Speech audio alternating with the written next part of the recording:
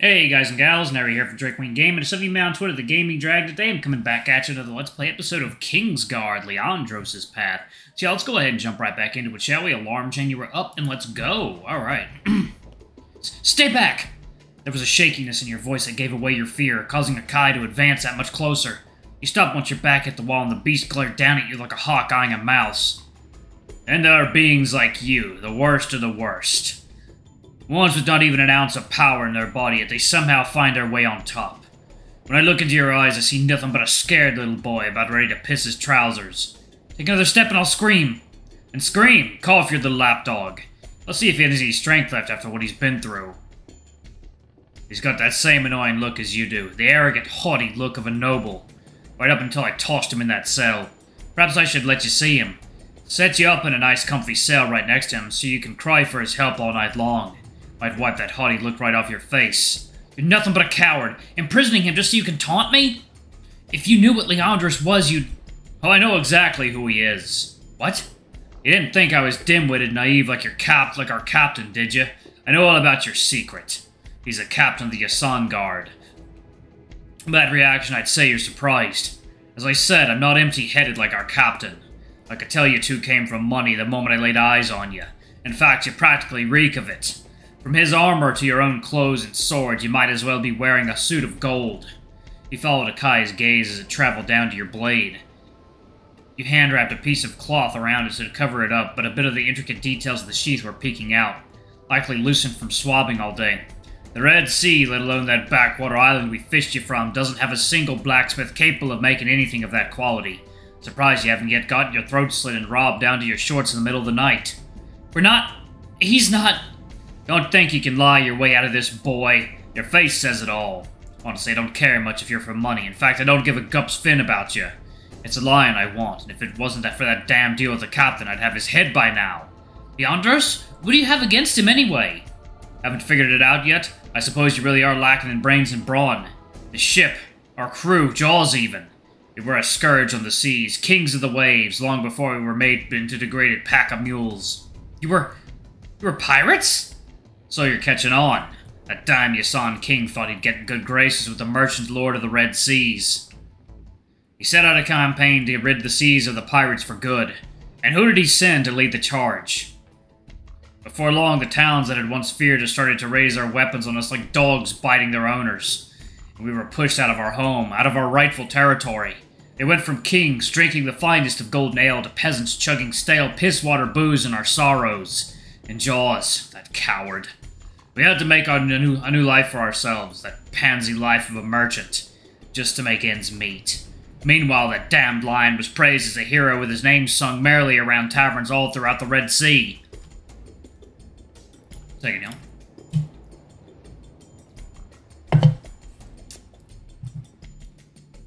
Leandros, killer of pirates, savior of the seas. My blood boils just hearing his name. So this is all about revenge? I was humiliated for years, the laughing stock of the entire town, demoted to a damned courier. Then why did you stay? What? You're not the captain Kroon is, so why did you stay with him? It must have been his choice for all of you to become merchants. You could have left, started your own life with your own crew, become a pirate again. So what made you stay? Was it Kroon? Were you really that desperate to work under him? Watch your tongue, boy. Even now you can't act without Kroon's permission. For all that talk of beastmen being superior, that I'm weak and need to be defended, you remained hot on Kroon's coattail as though you were a dog following his master. I'm no one's slave. Your commotion wasn't enough to wake the sleeping crew, Aukai's booming voice echoing through the hold toward the heaviest of sleepers from their slumber. The orca heaved with his blue eyes ablaze with hate like fire. It reminded you of the vision and the deep-seated fury and the contempt that the beastman had for you. Just when you thought he was going to leap on you, tear you limb from limb, you heard someone charge into the room. Aukai, that's enough! Who said that? Jaws, what the hell are you doing here? Making sure that Jake is safe. Back away from him. Now. So you've sided the humans now. I've heard you say that before, Aukai, and I'll say it again. There are no sides to take. Both beastmen and humans sail upon these waters. We both need each other to survive. You've changed. To once be such a proud, fearless monster of the sea made into a servant of humans. No, not a servant, a friend. Friend. I can see that you've been thoroughly whipped, both by that boy and that cunt. We'll see what they think of you after the battle. Will they still call you friend? Leave! You could tell that Aukai wanted to say something, maybe about the fact that Jaws, Leandros, and yourself were to be separated. But seeing as it was the captain who had ordered that, he likely didn't want to give validity to your claim. Still, the fire in his eye spoke 1,000 words. He eventually left the room without another word, giving only a glare at Jaws as he passed him on the way out. Jake, are you alright? I heard Aukai's yelling coming from below and came as fast as I could. Yeah, I'm okay. Just a little shaken up is all. It didn't hurt you, did he? No, but I was sure to think of what he was going to do if you hadn't arrived. All the commotion you and Aukai had made, he motioned for the both of you to move off somewhere more private so nobody could hear your conversation. So what's up with him? From the moment I met him, he's been silently giving me death glares. And now all of a sudden he explodes like a cannon, yelling at me about the superiority of beastmen. Aukai is one of those individuals who firmly believes in the idea that power is best left to those who are the strongest. And to him, beastmen represent the pinnacle of strength.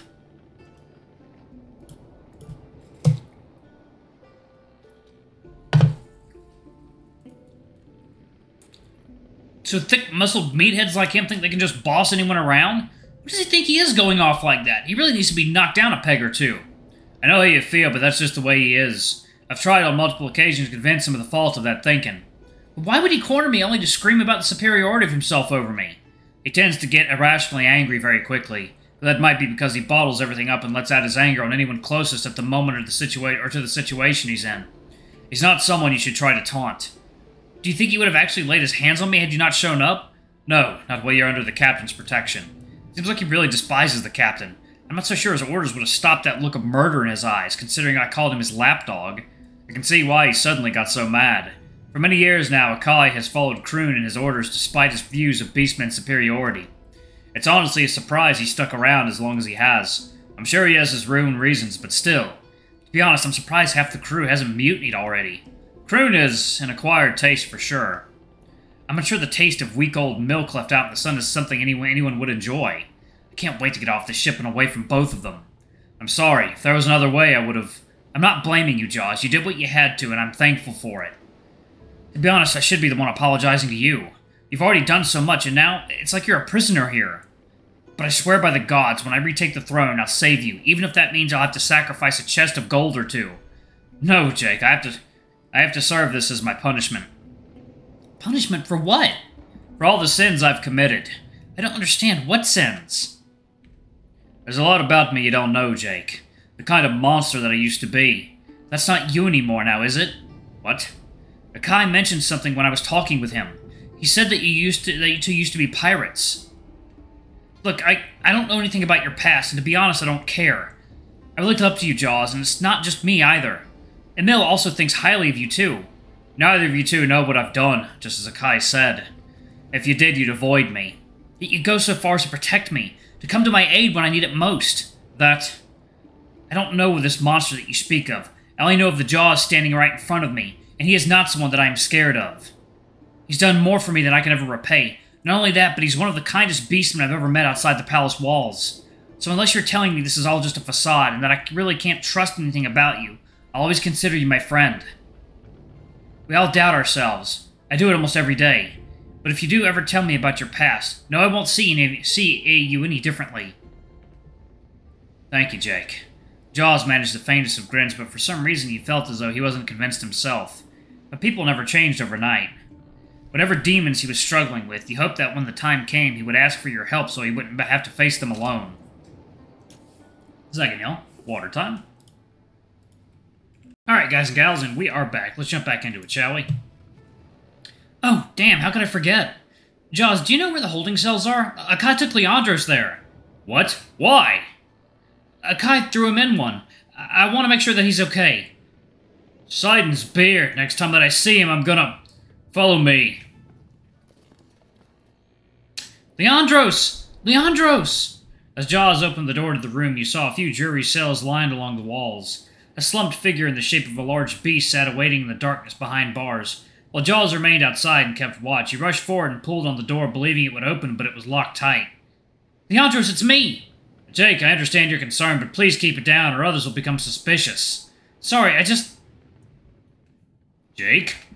Leandro slowly opened his eyes and rustled around in a small pile of hay used as his bed. He looked exhausted, and you wondered if it would have been better to let him sleep just a little bit more. But once he saw you, his eyes shot open, and he quickly woke up. Jake, are you alright? Yes, I am. But never mind me, look at yourself! I'm fine, just a little tired. Anyway, what are you doing here? I came to find you. Aukai told me that he locked you in here. Now let's see if we can get you out. Jake, I understand that you want to help me, but right now you need to leave before Aukai comes back. Right now I can't protect you. I'm trapped in here and he took my sword. I don't want to see you get hurt. And I don't want to see you get treated like some feral animal. We're getting you out. There's just no convincing you, is there? No. Well, without the key, I'm not getting out. I could try picking the lock. Of all the skills for you to pick up, he ignored Leandros' bemoaning and looked closely at the lock. Or maybe not. For an old cell on a vessel like this is a pretty intricate lock. I need my tools or a really long and thin pin, or really thin and long pin. So without the key, it's useless, which is in Akai's hands right now. It looks pretty rusty. You could try breaking it down? I'm in no state to be shoving my body against a metal wall. Maybe Jaws can? Jaws? Those bars are made of solid iron. Built to hold even a beast man. I've been thrown in this place several times when let's just say I've tried before. Jaws! What are you doing here? Leandros, are you still angry at Jaws? Of course I am. You have a lot of nerve showing your face around me, around Jake. Leandros, you can't blame Jaws for this. Like hell I can. If it wasn't for him, we'd not be in this mess. If it wasn't for Jaws, we'd still be stuck on the island. Jake, it is alright. You and Leandros have every right to be angry with me. Angry about what? You promised us you would find a way back to the mainland, and we're on our way now. You're not at fault for Kroon's commands and Akai's cruelty. No, but I knew of the dangers. The kind of man Kroon is. Because he used to work under him. Aukai explained everything about who you used to be, about who you still are. If I had known you were a pirate, I'd never trusted you. You hid that from us just so you could lure us into this ship, didn't you?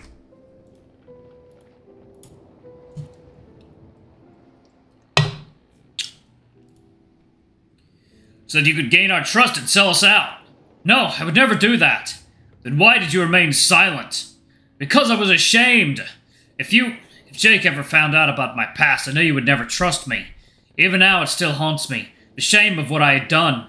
I get nightmares filled with the screams of those that I had hurt. Jaws. Don't expect my sympathy. You chose the path to slaughter innocents and have yet to answer for it. Leandros, that's enough! We're in no position to judge Jaws for what he's done. Jake, you can't just side with a damn criminal. I'm siding with a friend. Whatever Jaws did in the past, it doesn't define who he is now. So I want to believe in Jaws. I want to give him a chance to explain it when he feels the time is right. You still trust me? I do, and I'll continue to trust you even if the whole world doesn't. As I said before, nothing about my view of you has changed. To be honest, it actually makes me glad to know you a bit more. Jake, I don't know what else to say, but thank you. Leandros, do not think that Jake's words are enough to sway me. He's not seen the outside world like I have, met with individuals like you like I have, and I take full responsibility for his naivete. Leon! Trust is not something to be taken lightly, Jake. It's not something to be easily given, when it can shatter like glass. When you get older, you'll understand what I mean. I'm old enough to understand. You're just being unreasonable. And I have to protect you, and I have to be to protect you. Even to the point where you'll turn a blind eye to everything he has done for us? Alright, I'm going to pause it right there. Thank you all so much for watching. Don't forget to like, comment, subscribe, ring that notification bell, and check out our Patreon if you can. It always helps. Before I go, I'm going to give a quick shout out to our lovely bronze tier patrons. Thank you all for what I do for the channel. We greatly appreciate your support. Thank you to our silver tier patron, Cade Silverman. Thank you for going above and beyond. It's greatly appreciated. Thank you to our gold tier patron, Teresm Guy. You're awesome. We love you. Thank you for subbing to Ultimate Tier. Anyway, if y'all want to get your names in the credits, get access to all of our not safe for work contents as little as $5. Alrighty, I love you all, and I'll see y'all in the next video. Bye-bye!